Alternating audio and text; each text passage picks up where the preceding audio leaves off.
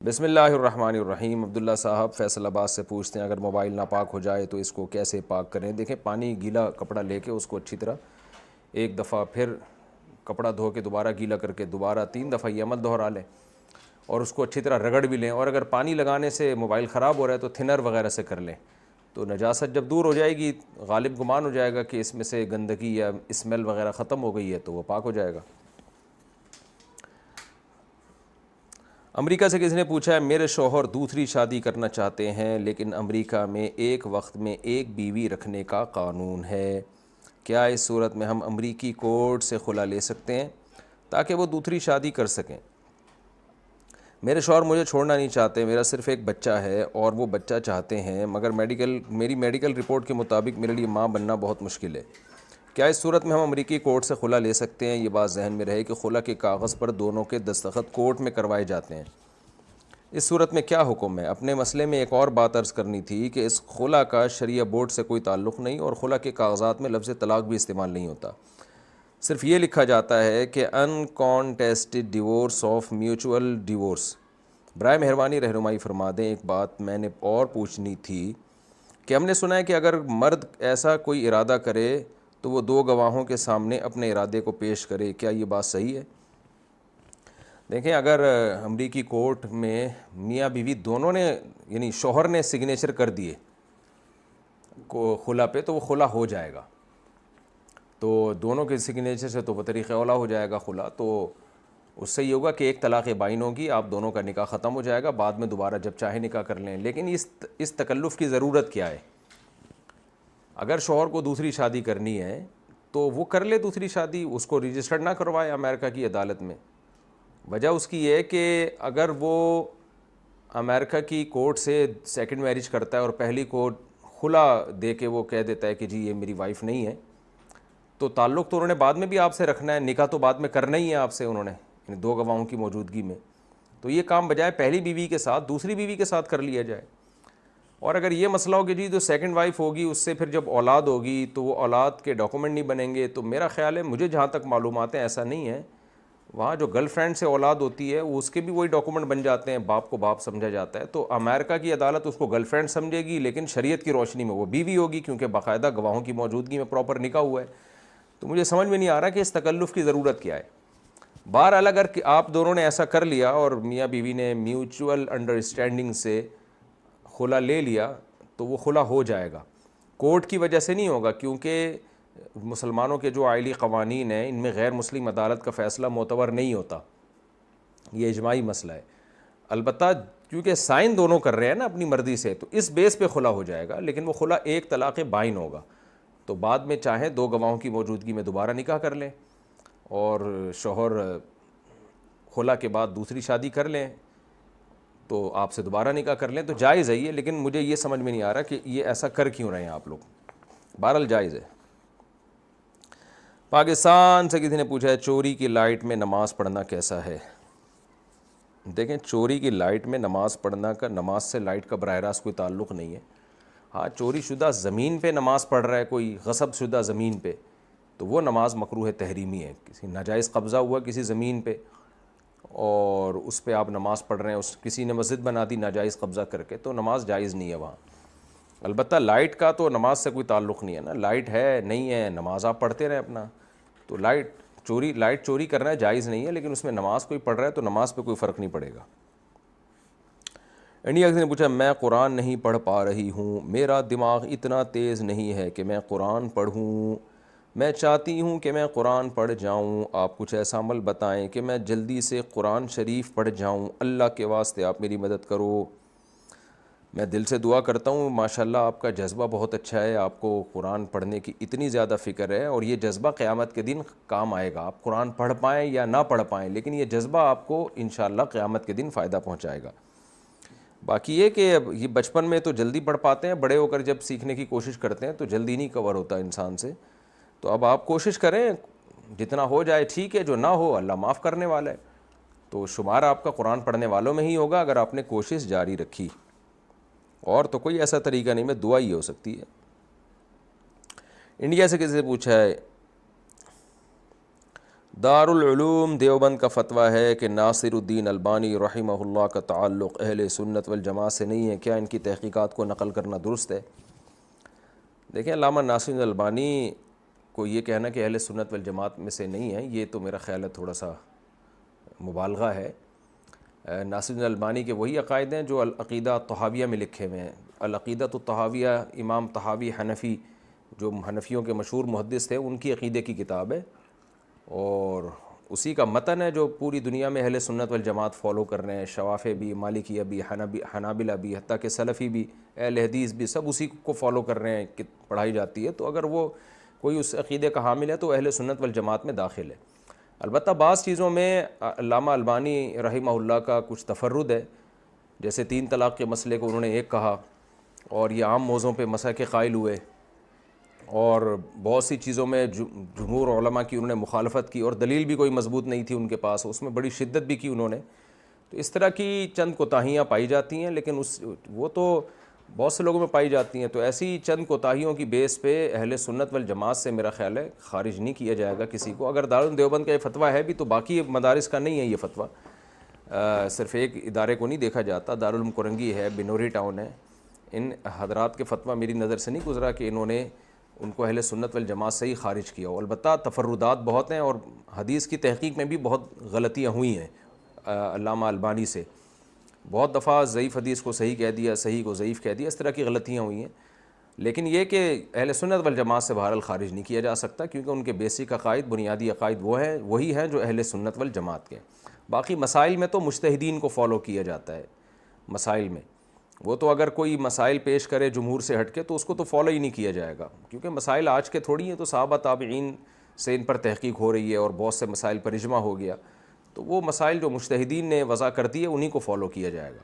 تو مزاج میں ان کے تھوڑا سا فروعی مسائل کے معاملے میں شدت تھی، وہ شدت غلط تھی، اور اس پر علماء نے نکیر بھی کی ہے، اور بعض جگہ حدیث میں ان سے غلطی بھی ہوئی ہے، تو وہ غلطی نشاندہی کر دی ہے علماء نے کہ بھئی یہ ان سے غلطی ہوئی ہے، اور چند اور بھی اشکالات ہیں علماء کو ان کے اوپر، اور یہ صرف یہاں بر صغیر کے علماء کو نہیں، عرب علماء کو بھی اعتراضات ہیں، لیکن وہ اس نوعیت کے ان پہ اعتراضات نہیں ہیں کہ ان کو گمراہ قرار دیا جائے یا اہل سنت والجماعت سے خارج قرار دیا جائے۔ بہت سے انہوں نے کام بھی، یعنی پازیٹیو کام بھی تو بہت زیادہ کیے ہیں انہوں نے، تو اہل سنت والجماعت سے خارج قرار دینا یہ ٹھیک نہیں ہے۔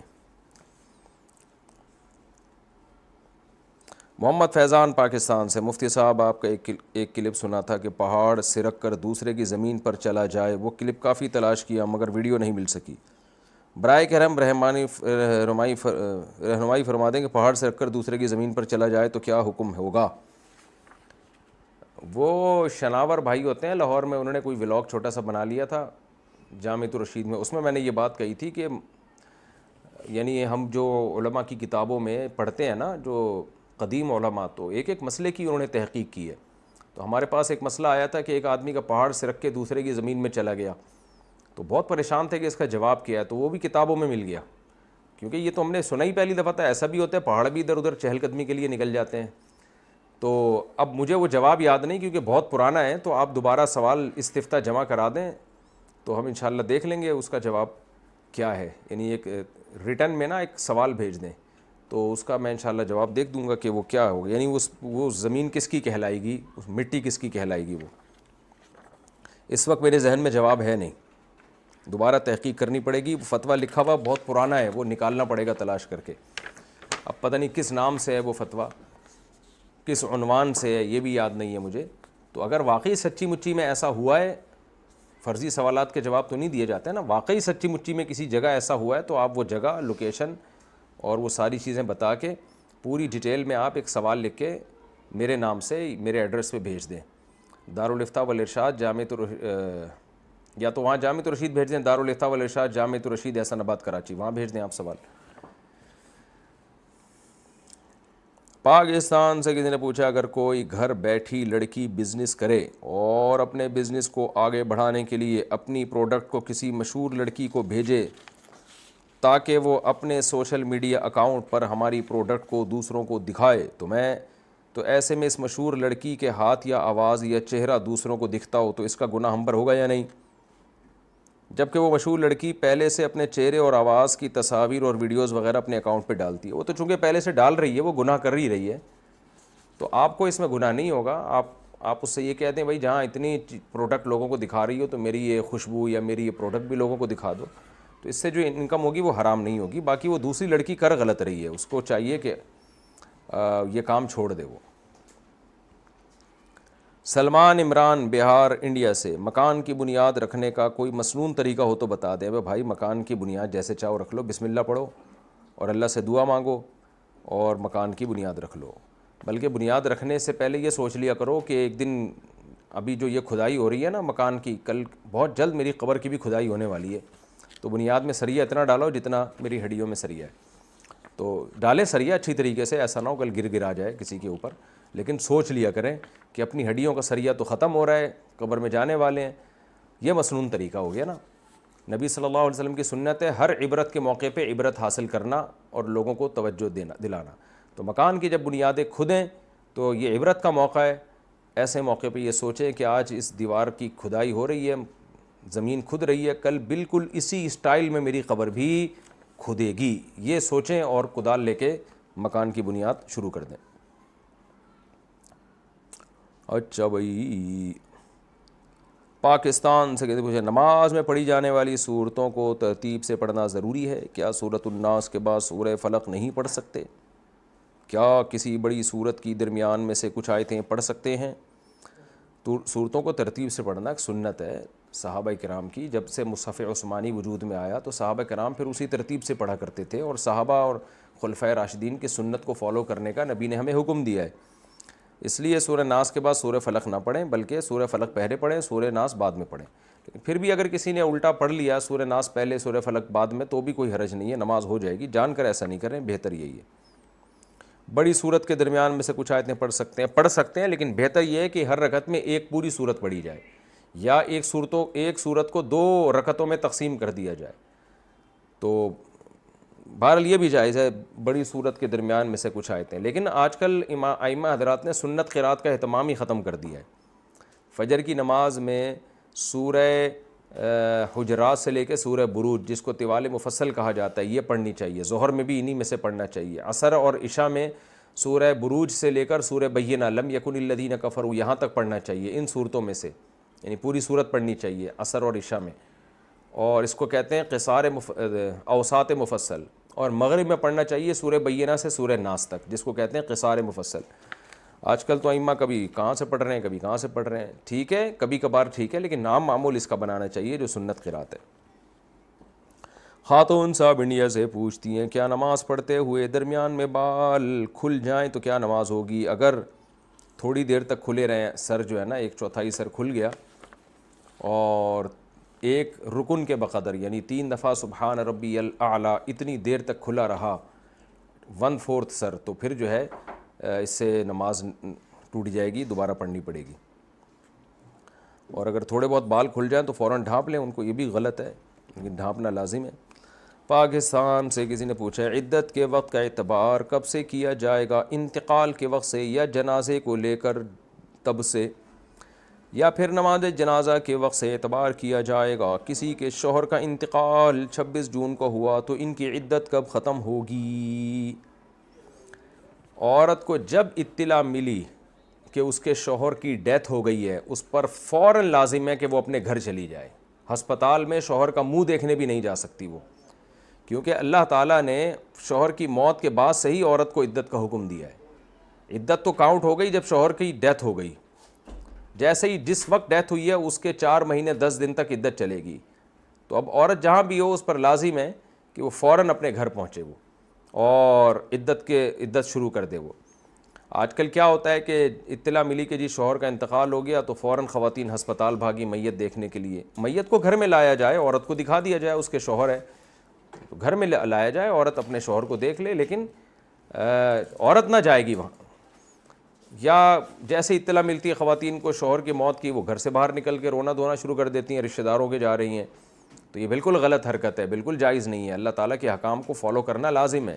جیسے ہی انتقال ہوا عدت شروع ہو گئی اور فوراً عورت پر لازم ہے گھر چلی جائے. جنازے کے بعد نہیں ہوتی عدت موت کے فوراً بعد شروع ہو جاتی ہے. اگر اب اس نے شوہر کو دیکھنا ہے تو میت کو عورت کے گھر لے جایا جائے تاکہ وہ اپنے شوہر کو دیکھ لے.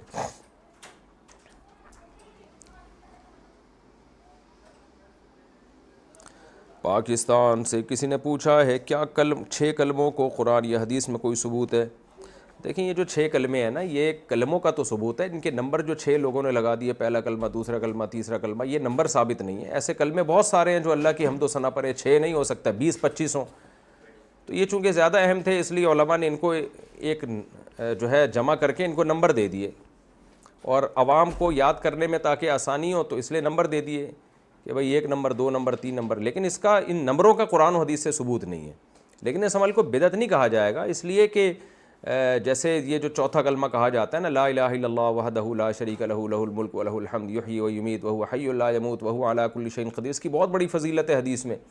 تو ایسے ہی یہ جو تیسرا کلمہ جس کو کہا جاتا ہے سبحان اللہ والحمد للہ ولا الہ الا اللہ واللہ اکبر، اور یہ استغفار کے کلمات ہیں، تو ان کے نمبر کہیں حدیث سے ثابت نہیں ہے. البتہ یہ کلمات حدیث سے ثابت ہیں، اور ان کے علاوہ بھی کچھ کلمات ہیں جو حدیث سے ثابت ہیں. تو علماء نے دیکھا ان 6 میں زیادہ کی فضیلت ہے، ان کے الفاظ بڑے جاندار ہیں.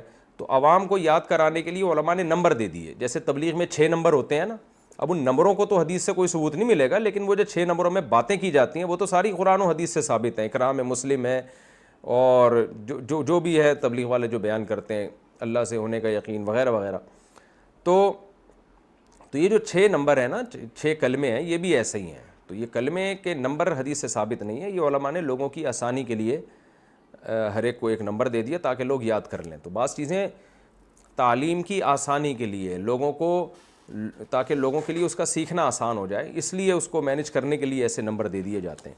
فرخ خان کراچی، کیا زکوٰۃ کی رقم سے فلسطین کے مسلمانوں کی مدد کر سکتے ہیں؟ جی بالکل کر سکتے ہیں، کیوں نہیں کر سکتے. آپ بہت سارے ٹرسٹ مدد کر رہے ہیں، اگر آپ کرنا چاہتے ہیں پاک ایڈ ویلفیئر ٹرسٹ ہے میرے بیان میں، جہاں میں نے فلسطین پر بیان کیا اس میں ان کا کانٹیکٹ نمبر ہے، ان کے ذریعے بھی رقم بھجوائی جا سکتی ہے.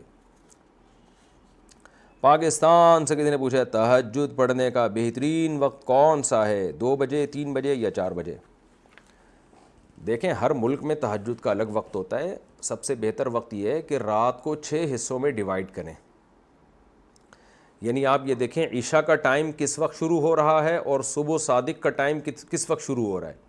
تو یہ جتنے گھنٹے بنیں گے تو ان کو 6 حصوں پہ ڈیوائیڈ کر دیں، تو آخری جو چھٹا حصہ ہوگا نا وہ سب سے بہتر وقت ہوگا. آخری جو چھٹا حصہ ہے، یعنی آپ نے کیا کیا، فرض کریں کہ کسی کے ہاں 8 بجے عشاء کا ٹائم شروع ہو رہا ہے، رات 8 بجے، اور فرض کریں کہ 9، 10، 11، 12، 1، 2، 3، 4، 5، 6، 7، 8، زیادہ لمبی رات ہو جائے گی. 8 بجے عشاء کا ٹائم شروع ہو رہا ہے، 9، 10، 11، 12، 1، 2. میں آسانی کے لیے بتا رہا ہوں کہ فرض کریں کہ رات 2 بجے صبح صادق ہو رہی ہے، ہوتی نہیں ہے پاکستان انڈیا میں، لیکن فرض کرنے میں گورنمنٹ کی طرف سے کوئی پابندی نہیں ہے تاکہ مسئلہ سمجھا سکوں میں. تو پتہ چلا جی 6 گھنٹے کی رات ہے، تو 8 سے لے کے صبح 2 بجے تک 6 گھنٹے کی رات ہو جائے گی. صبح صادق یعنی جو فجر کا ٹائم شروع ہوتا ہے، تو یہ جب 6 گھنٹے کی رات ہوگی تو اس کا آخری چھٹا حصہ، آخری 1 گھنٹہ یعنی 1 بجے، 6 گھنٹے ہیں نا، تو آپ نے 6 حصوں پہ 6 پہ ڈیوائڈ کریں گے، یعنی 2 حصوں میں ڈیوائڈ کریں، پھر جو 2 حصے رہ گئے ان کو 3 حصوں میں ڈیوائڈ کریں، تو آخری جو چھٹا حصہ ہوگا، 12 گھنٹے کی رات ہے تو آخری 2 گھنٹے. تو یہ اس طرح سے اندازہ لگا لیں کہ کس وقت تہجد کا بہترین ٹائم شروع ہو رہا ہے. اور یہ نہ ہو تو جب بھی سو کے اٹھیں تہجد ہی ہے. تہجد میں افضل یہ ہے کہ آپ سو جائیں، سو کے اٹھ جائیں آپ، تاکہ فریش ہو جائیں، پھر تہجد پڑھنا شروع کر دیں، پورا ثواب ملے گا انشاءاللہ.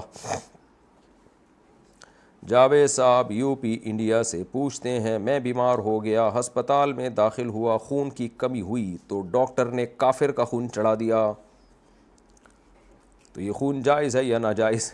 بھائی میرے بھائی ناجائز بھی ہے تو اب کیا کریں گے آپ؟ کیا واپس خون نکال کے اس کافر کو دیں گے؟ تو خون ہے، کافر کا ہو مسلمان کا ہو، خون میں کفر تھوڑی ہوتا ہے. کفر تو ایک انسانی پارٹ ہے نا، انسانی باڈی ہے. یہ تو ایسے ہو گیا جیسے آپ نے کسی جانور کا گوشت کھا لیا، تو اب آپ میں جانور کا گوشت آ گیا آپ کی باڈی میں، تو وہ تو پھر بھی انسان ہے نا. تو کوئی حرج نہیں ہے، کافر سے خون لینا بھی جائز ہے، کافر کو خون دینا بھی جائز ہے، اس میں کوئی فرق نہیں پڑتا اس سے. خون ویسے بھی باقی نہیں رہتا، ختم ہو جاتا ہے نا، بلڈ جو ہے وہ تو ایک پروسیس کے تحت نیا بنتا رہتا ہے، پرانا ختم ہوتا رہتا ہے، تو کوئی حرج نہیں ہے اس میں۔ ہاں ناجائز جب ہے جب چوری کا خون۔ پاکستان سے کسی نے پوچھا ہے جی آپ نے ایک کلپ میں 11ویں شریف، تیجا، 40واں برسی وغیرہ کو بدعت قرار دیا ہے، تو ان سب کا مقصد تو ایصال ثواب ہوتا ہے، اگر یہ طریقے ٹھیک نہیں ہیں تو آپ بتا دیجئے اسلام میں ایصال ثواب کے کتنے طریقے جائز ہیں۔ دیکھیں ایصال ثواب ایک عبادت ہے نا، عبادت کا ثواب میت کو پہنچایا جاتا ہے، تو اس کے لیے ثبوت کی ضرورت ہے، صحابہ سے، تابعین سے، اسلاف سے ثبوت چاہیے، نبی سے تو ثبوت نہیں ہے۔ ابھی کبھی آپ نے سنا کہ حضرت ابو بکر کا انتقال ہوا تو حضرت عمر نے تیجا کیا یا 40واں کیا، یا لوگوں کو ایصال ثواب کے لیے بلایا، سب کو جمع کیا آپ نے؟ کہیں بھی نہیں ملتا ہمیں۔ تو ایصال ثواب ایک انفرادی عمل ہے، جہاں انفرادی ہو وہاں اجتماعیت ثابت نہیں ہے، اجتماعیت بدعت ہے۔ فجر کی 2 سنتیں ہم انفرادی پڑھتے ہیں نا، تو اگر کوئی جماعت سے فجر کی 2 سنتیں پڑھنا شروع کر دے، ظہر کی 4 سنتیں جماعت سے پڑھنا شروع کر دے تو اس کو بدعت عمل کہا جائے گا۔ تو ایصال ثواب کا طریقہ یہ ہے کوئی بھی دن متعین کیے بغیر جو جب چاہے جتنا چاہے میت کے لیے صدقات و خیرات کر دے، کوئی بھی نیکی کر دے، چاہے وہ تلاوت ہو، چاہے وہ صدقہ ہو، کوئی بھی نیکی کر کے دل میں نیت کر لے کہ اللہ اس کا ثواب میت کو پہنچائے، تو یہ طریقہ ٹھیک ہے۔ اس میں اپنی طرف سے ایڈیشن کرنا، 11واں دن کو زیادہ فضیلت سمجھنا یا تیسرے دن کو زیادہ فضیلت سمجھنا، یہ پھر شریعت پر زیادتی ہے جو کہ ناجائز ہے۔ اچھا بھائی، ارشد قذافی نیروبی سے، جو بہنیں حق مارتی ہیں بھائیوں کا، اس پر بھی آپ کچھ بیان دیں، صرف بھائی لوگ حق نہیں مارتے۔ دیکھیں وراثت میں جو رپورٹیں ہیں وہ تو یہی ہے کہ بھائی لوگ بہنوں کا حق کھا جاتے ہیں، باقی بہنیں بھائیوں کا حق کیسے کھاتی ہیں تو اس کی رپورٹیں میرے پاس نہیں ہیں، آپ کوئی رپورٹ پیش کر دیں تو میں بتا دوں گا یہ غلط ہے۔ اگر وہ وراثت کھا رہی ہیں بھائیوں کی وہ تو ظاہر ہے ناجائز ہے، لیکن کیسے کھاتی ہیں؟ شاید نیروبی میں کھا لیتی ہوں، کیونکہ وہاں کورٹ جو ہے، عدالت جو ہے برابر بانٹ دیتی ہوگی، تو برابر نہیں ہے۔ اللہ تعالیٰ نے بیٹے کا دگنا حصہ رکھا ہے، بیٹی کا آدھا حصہ رکھا ہے، کیونکہ بیٹے پہ خرچے بھی پھر اسی حساب سے ڈبل سے بھی زیادہ ڈالے ہیں۔ تو اس لیے اگر وراثت میں بہن بھائی کا حصہ کھا رہی ہے تو بھی گناہ گار ہوگی، بھائی بہن کا حصہ کھاتا ہے وہ بھی گناہ گار ہوگا، اس لیے سب ناجائز ہے۔ باقی یہ کہ بہنوں کو چاہیے بھائیوں کا ادب کریں، کیونکہ مردوں کا جو ہے نا، خواتین کو اللہ نے مردوں کے ماتحت بنایا ہے۔ نبی صلی اللہ علیہ وسلم نے جب حجۃ الوداع کے موقع پہ خواتین کے حقوق بیان کیے نا تو فرمایا استوصوا بالنساء خیرا، عورتوں کے ساتھ اچھا سلوک کرو، میری یہ وصیت ہے، کیونکہ آگے آپ نے فرمایا اللہ نے ان کو تمہارے ماتحت بنایا ہے۔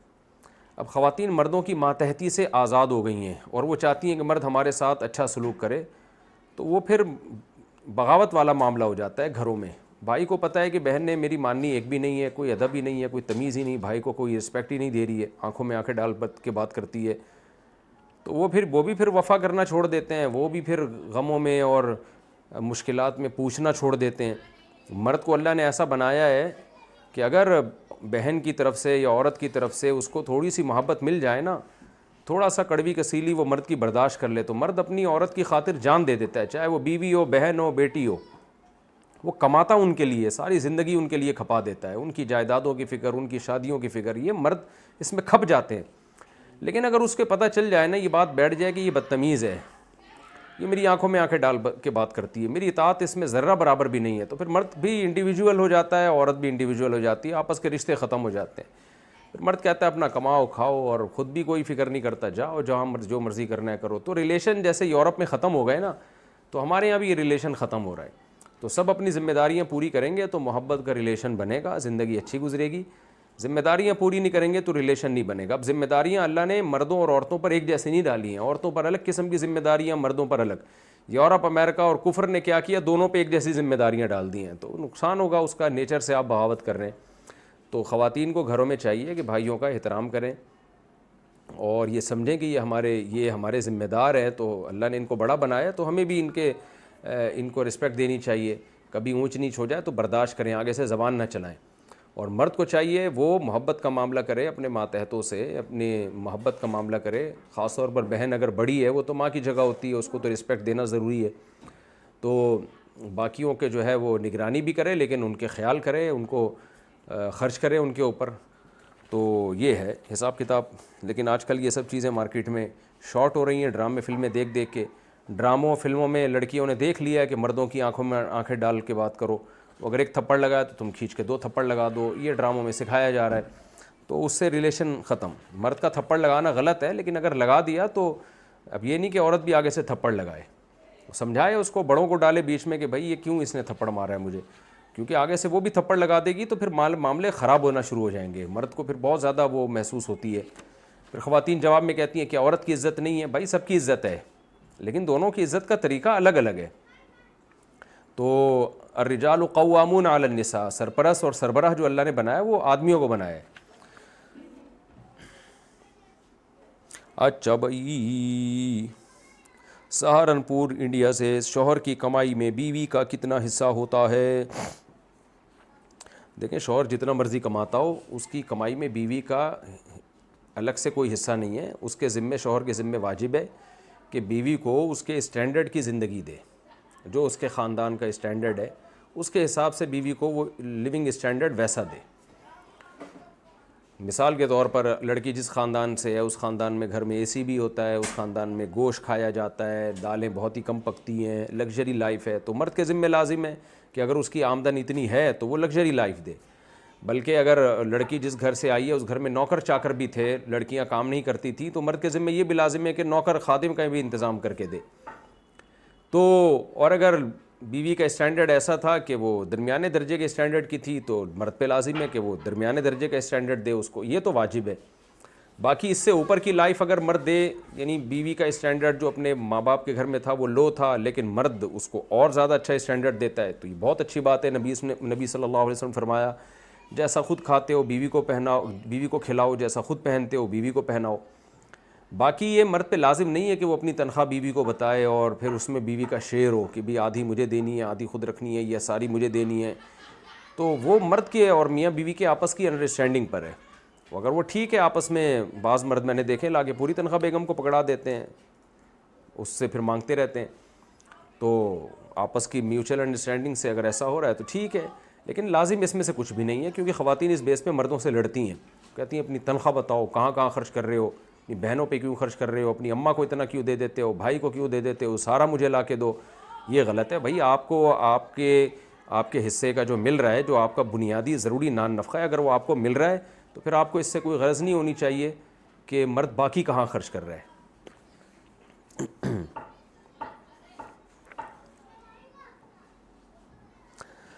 رحیم یار خان پشاور سے پوچھا ہے جی, اگر کوئی حافظ قرآن بھول جائے تو کیا اس کی معافی ہے یا نہیں؟ دیکھیں, وہ جو حدیث میں آنا ہے کہ جو قرآن پڑھ کے بھول جائے تو اس کا بہت سخت عذاب ہے, وہ مشہور حدیث جو پیش کی جاتی ہے, اس حدیث کا 2 مطلب بیان کیے علماء نے. ایک تو یہ کہ اس سے مطلب یہ کہ دیکھ کے بھی نہ پڑھ سکے, کیونکہ پہلے زمانے میں لکھنا پڑھنا لوگ نہیں جانتے تھے. اس بات کا امکان تھا کہ تھوڑا سا پریکٹس کر کے سیکھا, دیکھ کے پڑھنا اور پھر بھول گیا, اس بات کا امکان تھا. دوسرا یہ اس پر محمول ہے کہ نبی صلی اللہ علیہ وسلم کے دور میں قرآن کی حفاظت تھی, حفاظت ہو رہی تھی, بہت محدود لوگ تھے جو قرآن سن رہے تھے, لکھ رہے تھے, یاد کر رہے تھے. تو یہ وعید اس زمانے کے ساتھ خاص ہوگی کہ جو ہے قرآن کے ضائع ہونے کا خطرہ تھا. اس لیے آپ صلی اللہ علیہ وسلم نے تاکید کی کہ بھئی لوگ اس کو یاد کریں اور اس کی حفاظت کریں, تاکہ ایسا نہ ہو کہ قرآن ضائع ہو. کیونکہ اللہ نے انسانوں سے حفاظت لینی ہے نا, حفاظت کا تو اللہ نے وعدہ کیا, لیکن یہ وعدہ تو انسانوں سے ہی اللہ یہ کام لے گا, اور اللہ نے لیا یہ کام پھر. لیکن اب اتنے حافظ قرآن دنیا میں ہو گئے ہیں کہ اگر کوئی قرآن حفظ کر کے بھول جائے تو اس سے قرآن کو نقصان نہیں ہے. تو نعمت کی ایک ناقدری ضرور ہے. اس لیے علماء کا فتویٰ یہی ہے اس بارے میں کہ اگر کوئی قرآن یاد کر کے بھول جاتا ہے تو انشاءاللہ وہ گنہگار نہیں ہوگا, اور اس پر وہ شدید وعید جو ہے وہ نہیں ہوگی. دیکھ کے پڑھ لے, کیونکہ اس بہانے لوگ یاد ہی نہیں کرتے کہ بھول نہ جائیں.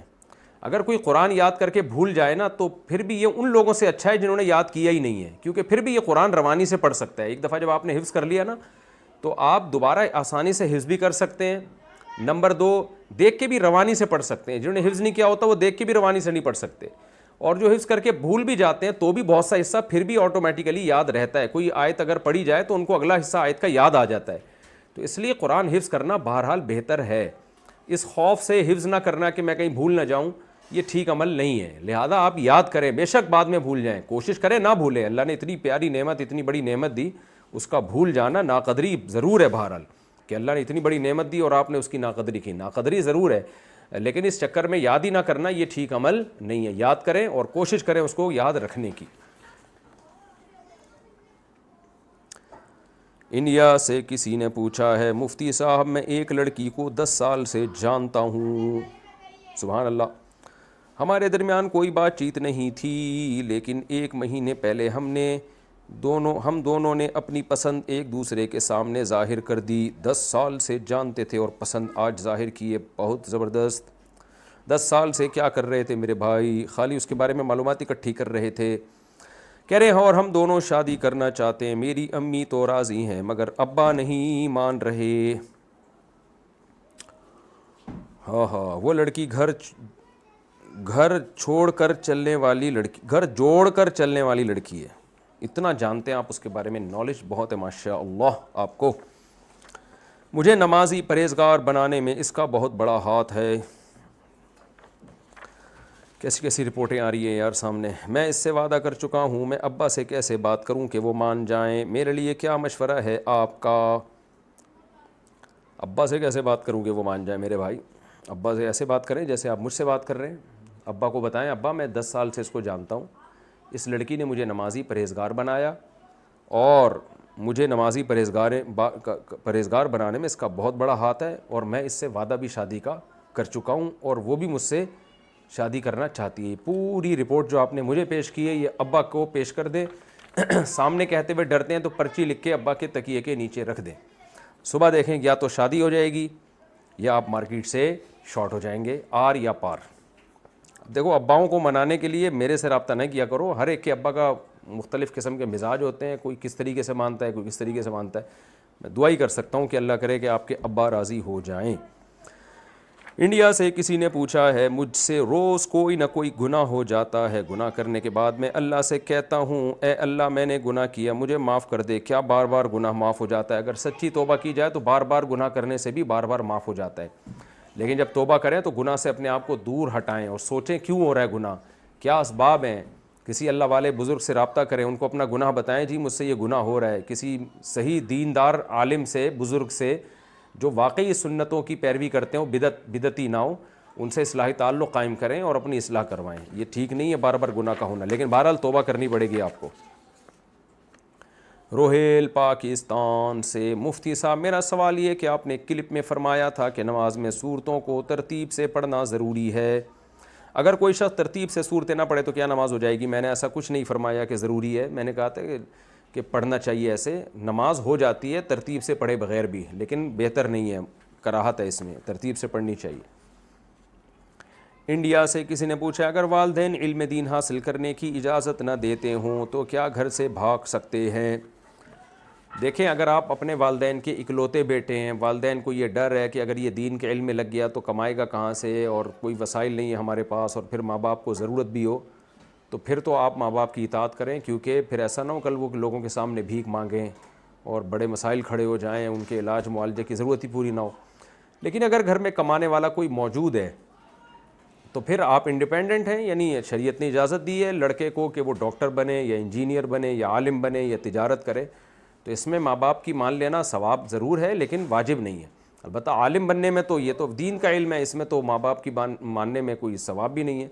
اگر آپ عالم بننا چاہتے ہیں, ذی استعداد عالم بنے, اللہ آپ کو بنائے, ماں باپ کو محبت سے سمجھائیں, مان جائیں ٹھیک ہے, نہیں مانے تو گھر سے بھاگے نہیں, مدرسے میں جا کے ایڈمیشن لے لیں اور پڑھ کے آ جایا کریں. ماں باپ کیا کریں گے بیچارے, تو ان کو محبت سے سمجھاتے رہیں, ان کے لیے دعا کرتے رہیں, ان کو اور زیادہ اچھا سلوک کر دیں, ان کی خدمت کریں. لیکن اگر اکلوتے ہیں اور ان کے کمانے کے مسائل کھڑے ہو سکتے ہیں تو پھر ماں باپ کی اطاعت کریں آپ. اچھا میرے بھائی, یہ کس نے لکھا ہے, عجیب سا نام ہے, مذکر سیتاپور انڈیا سے. اگر چچا جان بہت زیادہ خدمت لیتے ہوں تو اس کا کیا حکم ہے؟ ان کا ایک بیٹا بھی ہے 15 سال کا, اس بیٹے کو کام وغیرہ کا نہیں بولتے, چچا کو ڈر رہتا ہے کہ بیٹے کو کچھ ہو گیا تو کیا ہوگا, مگر اس میں ہمارا کیا قصور؟ کبھی کوئی کام کہتے ہیں, کبھی کوئی کام کہتے ہیں. ہم مانتے ہیں کہ چچا کا بہت بڑا رشتہ ہوتا ہے. رہنمائی فرمائیں ہمارے چچا کی کتنی خدمت ضروری ہے. بھائی جتنی زیادہ کریں گے اتنا زیادہ ثواب ملے گا. چچا بھی ابا ہی کی طرح کے ہوتے ہیں, تو ایسی خدمت چچا لے رہے ہیں جو آپ کی استطاعت سے ہی زیادہ ہے وہ تو غلط ہے. اسی طرح ایسی خدمت جس میں آپ کا کوئی نقصان ہو رہا ہے, کل فیوچر آپ کا تباہ ہو رہا ہے. مثال کے طور پر کل آپ کا پیپر ہے, امتحان ہے, تیاری کرنی ہے, اور چچا امتحان کی تیاری نہیں کرنے دے رہے آپ کو, آپ کا فیوچر تباہ ہو جائے گا اس طریقے سے. تو پھر ایسی خدمت لازم نہیں ہے. اپنے ابا کو بتائیں کہ وہ آپ کے چچا کو سمجھائیں. اسی طرح کوئی آپ کا جو ہے کیا نام ہے سارا دن خدمت ہی لیتے رہتے ہیں, آپ کو اپنی صحت کا انٹرٹینمنٹ کا موقع ہی نہیں ملتا, جس سے دماغ آپ کا ڈپریشن میں جا رہا ہے, تو بھی یہ غلط ہے. تو ایسے موقع پہ انکار کر سکتے ہیں. لیکن اگر ایسی کوئی نقصان نہیں ہو رہا, آج کل لوڈے لپاڑے کر کیا رہے ہوتے ہیں, ایسے بیٹھے ہوئے ہی ہوتے ہیں نا, ٹائم ویسٹ. تو اس سے بہتر ہے چچا کی خدمت کر لیں. آپ اپنے بڑوں کی خدمت کریں گے, کل آپ کے بچے آپ کی خدمت کریں گے, آپ کے بھتیجے آپ کی خدمت کریں گے. تو جتنے کریں گے اتنا زیادہ اچھا ہے. باقی یہ کہ کوئی آپ کو اگر واقعی اس سے نقصان ہو رہا ہے, پڑھائی کا نقصان ہو رہا ہے, بزنس کا نقصان ہو رہا ہے, یا صحت کا نقصان ہو رہا ہے, یا مذہب کا دین کا نقصان ہو رہا ہے, دین کے سے میری مراد ہے کوئی نماز روزے سے ہی آپ رک رہے ہیں, تو پھر جو ہے وہ پھر محبت سے سمجھا دینا چاہیے. اپنے ابا کو بولیں کہ چچا کو سمجھائیں کہ بھئی تھوڑا ہاتھ ہلکا رکھو. عبداللہ صاحب فیصل آباد سے, مجھے اپنے دوستوں, رشتہ داروں اور چچا کو بھی چاہیے کہ وہ بھی تو دیکھیں نا, بھتیجے کو بالکل ہی گدھا نہ بنا کے رکھیں. بعض دفعہ کوئی نیک بھتیجا مل جاتا ہے, نیک بچہ مل جاتا ہے, تو اسی کو نچوڑنا شروع کر دیتے ہیں لوگ. اس کا بھی خیال کریں, انسان کا بچہ ہے وہ بھی. میرا جہاں تک مجھے اس کے بارے میں معلومات ملی ہیں, سوال سے تو لگ رہا ہے وہ تو انسان ہی رہنے دیں اس کو. بڑے بھی بعض دفعہ ہر وقت ہی وہ ریموٹ کنٹرول کی طرح بچوں کو بھگاتے رہتے ہیں, ریموٹ کنٹرول کی طرح. تو عبداللہ صاحب فیصل آباد سے پوچھتے ہیں, مجھے اپنے دوستوں رشتہ داروں کو دیکھ کر ڈپریشن ہوتی ہے کہ ان کے پاس اتنا پیسہ کیوں ہے, کیونکہ وہ نہ تو عبادت کرتے ہیں اور غلط کام بھی کرتے ہیں. میرے پاس بالکل بھی پیسہ نہیں ہے, جبکہ میں عبادت بھی کرتا ہوں, غلط کام سے بھی بچتا ہوں. دیکھیں یہ پیسہ بھی ہے, اور تو فرعون کے دور میں اگر آپ ہوتے تو فرعون کو دیکھ کے آپ کو ڈپریشن ہوتی کہ اس کے پاس تو یہ تو اللہ کا نافرمان ہے, اور اس کے پاس تو پیسہ بھی ہے, اور اس کے پاس تو شہرت بھی ہے, حالانکہ گنہگار ہے. تو یہ جو قارون تھا نا, قارون, اس کو دیکھ کے بھی غریبوں کو ڈپریشن ہوتی تھی. قارون جب اپنے مال اور اسباب کے ساتھ نکلتا, حالانکہ اللہ کا نافرمان تھا, کم بخت زکوٰۃ بھی نہیں دیتا تھا, تو غریبوں نے اس کو دیکھ کے کیا کہا, اللہ نے قرآن میں بیان کیا, یا لیت لنا مثل ما اوتی قارون, ہائے کاش ہمارے پاس قارون جیسی دولت ہوتی, ہائے ہائے ہائے ہائے کرتے رہے وہ.